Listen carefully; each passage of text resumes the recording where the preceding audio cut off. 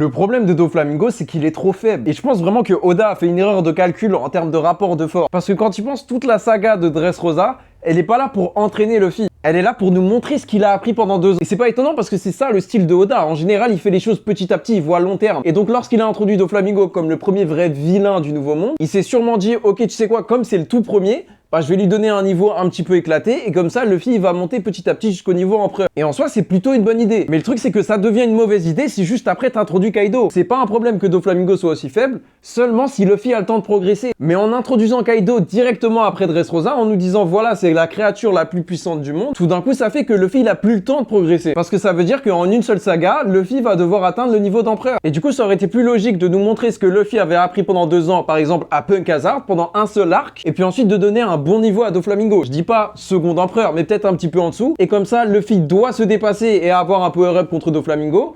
Et comme ça, t'évites d'avoir plein de power-up au début de Wano.